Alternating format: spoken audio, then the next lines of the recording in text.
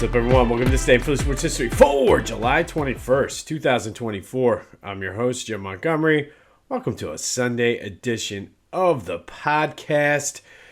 All right, I'm going to need your help here. Usually, I'm the one coming on here saying, breathe, it's going to be okay, nothing to worry about, everything's going to be fine. I'm starting to get a little nervous about the Phillies here. They dropped now their third straight. Now, it's only the second time all season, I believe, they've lost three straight. But the offense just is not looking good at all. I mean, Christopher Sanchez wasn't bad. I mean, they could not get him any run support at all. And it wasn't even like they were close getting run support. And then Strom just was not, which happens. I mean, it honestly, he's been so good all year. He's due for a bad outing or two. But I don't know. Maybe chalk it up to JT coming back and the team getting back adjusted to a different lineup. Maybe it's nothing. Maybe it's just a rough patch. But I'm starting to feel a little concerned here. But maybe you can talk me off the ledge. Maybe I'm overreacting. I mean, this is the way the offense played yesterday. That's the biggest fear with this team because that can happen. And we've seen it happen in the World Series 2 years ago. We saw it happen in the NLCS last year. So I don't know. I think they need bullpen help, but maybe they do need a bat. I don't know. Let me know your thoughts on it. Maybe you can talk me off the ledge this time. 267-495-8531. That's the Back to the Future voice and text line. I don't know. But they're back at it this afternoon. Tyler Phillips on the mound today. And truthfully, the offense needs to step it up. By the way, O'Neal Cruz is a stud. I'm a big fan of his. Just haven't really gotten to watch him play that much. But, man, that dude can really play. And if they can build the team around him and Paul Skeens, Pirates might actually be good in a couple years. But hopefully this is just a rough patch. Hopefully they come back out today. There's no way they can get swept, I don't think. But it's Sunday and some funky things happen. As I mentioned, JT's back. I don't know if he's going to play again. I would assume he'll probably play again today. Marchand was sent down, so they decided to stick with Stubbs for right now. Maybe some regular hitting in AAA will help Marchand out, and he can come back and help the team later. But we'll see how it goes. But I'm a little nervous. Be sure to check out my boys over at the Clashing Conferences podcast. They're doing some great things over there. Their baseball podcast is out, and that is available wherever you get your podcasts as well as on YouTube. And I do want to give a quick housekeeping note from yesterday when we were talking about Raul Ibanez becoming the all-time leading homer for players whose last name begins with the letter I.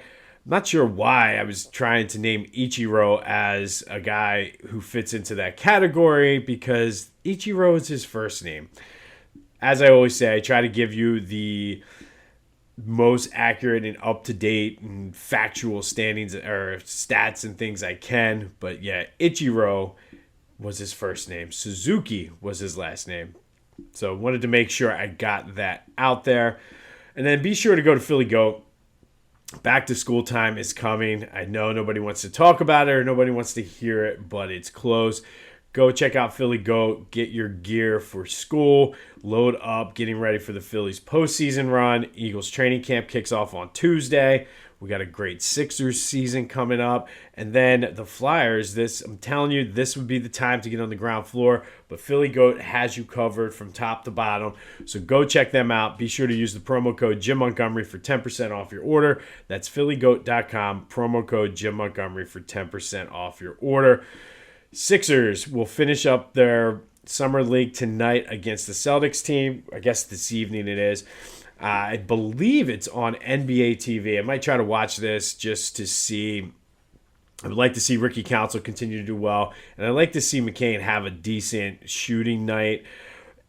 Give him that confidence going into training camp and everything. I like I said, I think he's going to be fine because it's a different shooting slump than what we saw with Markelle Fultz and Ben Simmons. So I'm not concerned. Shooters are going to shoot. Shooters go through spells like this, so I think he'll be all right.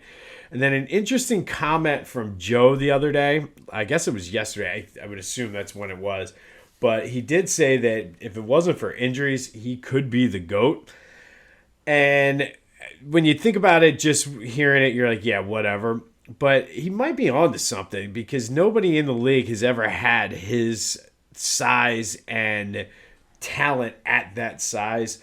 I like the confidence with him, though, going into this offseason. I think we're going to see a different Joe because I think it's taken him a while, but I think he's realizing that this is his team. He needs to be the leader of the team. And everything I've seen this offseason so far from him has sort of backed that up. So, I mean, you certainly could make the argument that with his skill set at his size, if it wasn't for the injuries, maybe not the GOAT, but could have been one of the most, I mean, because when he does play, he is one of the most dominant players in the league. So he might be on to something. And then he went and said the best cheesesteak is from Subway. Always trolling, but I don't think he likes cheesesteaks, which, hey, to each his own. Union with a 3-0 win last night over Nashville down at Subaru Park. That's 2 in a row. Nice little winning streak going. Daniel Gazdag had a hat trick for the Union, who all of a sudden are right there back into the playoff picture. They start the Leagues Cup next week, but good to see them finally with a winning streak, looking good the past 2 games. But Gazdag with the hat trick was huge for them down at Subaru Park. Again, they start the Leagues Cup this weekend, I believe, is when they kick off. So we'll see. Maybe playing in the midseason tournament will allow them to get some momentum build and work some things out. All right, today we're going to go back to 1997. And on this day in 1997, the Phillies lost to the Pirates 3-2 at the Vet. Mickey Morandini went 3 for 5 with a double. Kevin Stocker 2 for 3 with a run scored. Curt Schilling was dominant in this game, went 8 innings, had 15 strikeouts, but gave up 2 home runs in the loss. The 15 strikeouts brought his league-leading total to 191. He would go on to lead the major leagues that year with 319, and that's to this day is still a Phillies record or season record, even more than Lefty. Curt Schilling had 319 in 1997, 15 on this day in 1997. But the game itself was played just hours after the Phillies announced that catcher/right fielder, depending on where he was at the end of his career, he was in right field due to his knees. Darren Daulton was traded on this day to the Marlins for minor leaguer Billy McMullen. Daulton, as we know, was the leader of that 93 team. Played with the Phillies from 83 to 97. He was a 3-time All-Star. Would go on to help the Marlins win that World Series in 97 before he retired. But maybe you could chalk up the Phillies losing that game to losing their emotional leader. One of the best to ever put on the Phillies pinstripes. Darren Daulton was traded on this day in 1997 to the Marlins for outfielder Billy McMullen. Or, not McMillan. McMillan. It doesn't matter. He wasn't good for the Phillies. But he was traded hours before the Phillies lost to the Pirates 3-2. Curt Schilling had 15 Ks in 18 innings, but gave up 2 homers en route to the 3-2 loss. But that all happened on this day in 1997. All right. Today will be the last round of the Sweet 16. This nickname tournament is slowly ending. Will end middle of next week. And then with the Olympics kicking off, we're going to do a little Philly area Olympic spotlight. Talk about the Olympic athletes with Philadelphia ties. But yesterday in the cheesesteak region, it was Chocolate Thunder, the number 1 overall seed in the tournament, continues to roll on, beating the Round Mound of Rebound with 60% of the vote. And then we had a battle in the Ben Franklin, but it was the Boston Strangler edging out Smokin' Joe with 53% of the vote.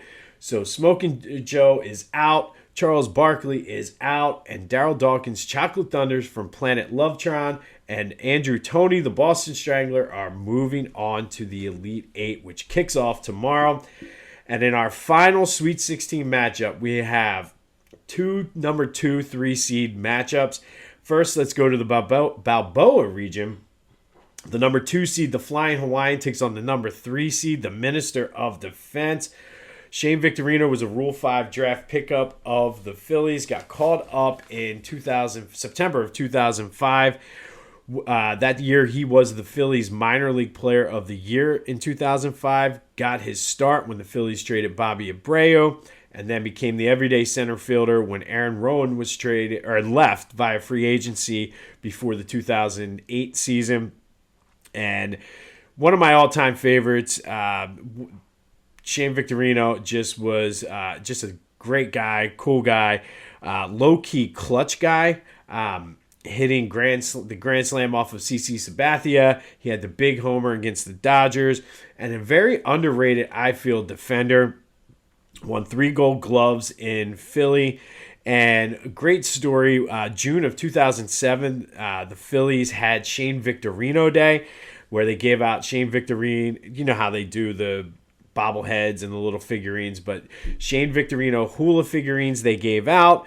They flew his dad in from Maui, and Shane Victorino lived up to the hype, hit a walk-off home run in front of his dad on Shane Victorino Day back in 2007, which was huge. And that's just the kind of stuff he did.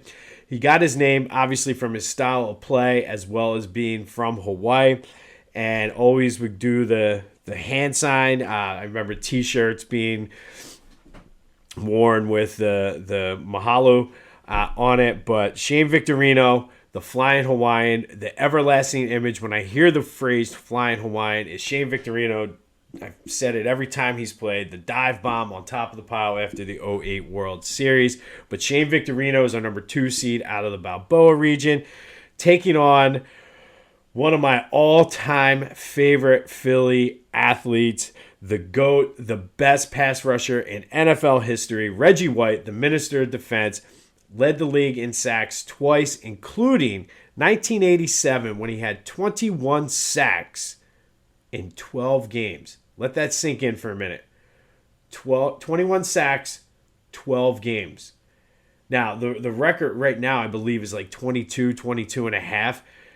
Reggie White would have smashed that. He may have had 30 sacks if he played in the other 4 games. Remember, in 87, they lost 4 games, 1 because of the strike and then 3 because of replacement players. Imagine if he'd have played a full 16-game season. It's not out of the realm of possibility that he could have very easily gotten close anyway. He could have sniffed 30 sacks. So to me, that is why Reggie White is the best pass rusher in NFL history. He's only number 2 on the all-time sack list, but he played 2-3 years in the USFL. And if you add those sacks in, it's not even close to him and Bruce Smith. He got his name because he was an ordained minister, and he's the only guy that would just pound you all game and then say, I'm going to pray for you because of the beating I put on you. He, to me, is on the Eagles' Mount Rushmore along with Brian Dawkins and Chuck Bednarik. Those 3 are no-brainers, and I'm going to go a little veer off to get your thoughts on this. Those are my 3 guaranteed, no questions asked. B-Dawk, Reggie White, Chuck Bednarik on the Eagles' Mount Rushmore. The 4th one, I mean, I could see an argument for a lot of guys. Steve Van Buren, Jason Kelsey, Donovan, Randall, LaShawn McCoy, Eric Allen. I'm not sure who I would put there. I might go, because of the offense, I might go McNabb because he's the best quarterback and the importance of the position. But let me know your thoughts just randomly on this one. What is your Eagles Mount Rushmore? I know the radio stations do it all the time, but when we're talking about a talent like Reggie White, it obviously comes up in the conversation. But give me that, and who has the better Philly sports nickname? Is it the Flyin Hawaiian? Is it the Minister of Defense? 267-495-8531. That'll get you into the Back to the Future voice and text line. Leave me a voicemail. Send me a text message. You could also hit me up on social media, Jimbo_Mott on Twitter and TikTok, at Philly Jimbo on Instagram. Vote on Facebook. Vote on LinkedIn.